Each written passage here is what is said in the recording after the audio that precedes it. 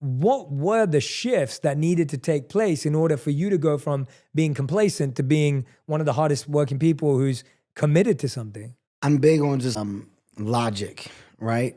And there's this moment that I had where I just kept saying, why not? Why? Right? And Russell Westbrook is a good friend of mine. I tease him all the time because the one saying that he has that I wish I would have had, or I wish I got to first, is why not? Right? And it's so genius.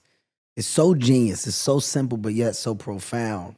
You don't just have to have one job.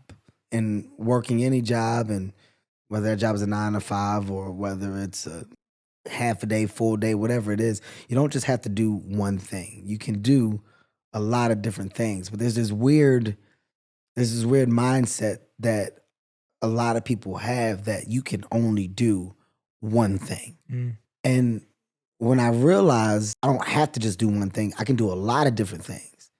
You can be good at a lot of different things. But you don't know that you're good at a lot of different things unless you try a lot of different things. And when I looked around and I kind of just realized how the world goes around, it's all based off of creativity. It's all based off of ideas. It's all based off of thought-provoking, then groundbreaking opportunities.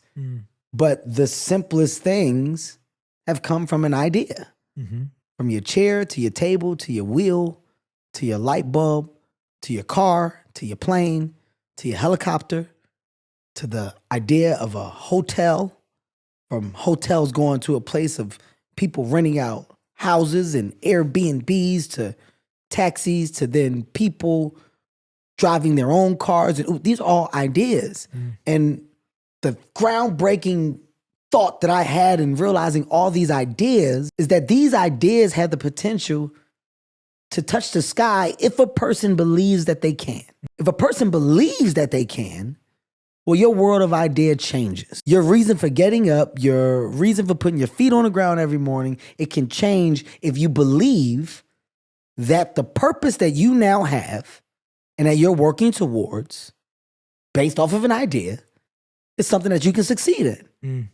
I grasped that understanding and I attached it to everything that I tried to do. I did not set out to be the actor, the director, the writer, the producer, the CEO, the chairman, the advisor. I did not set out to do any of these things. And I want to make it very clear, I don't have the educational background for any of these things.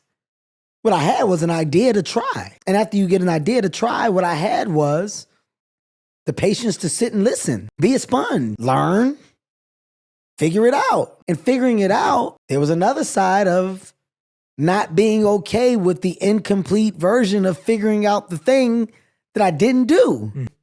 Well, why did I go ask all these questions if I'm not going to try it now that I know how?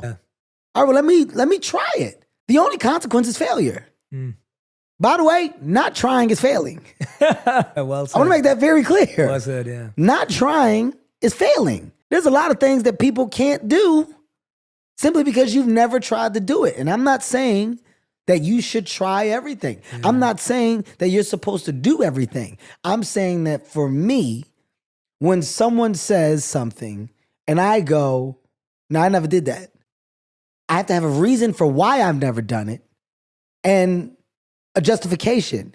If you ask me something and I go, no, and you just say why, and I go, that's not good enough for me. I like to have a reason why. And that's the foundation that I stand on.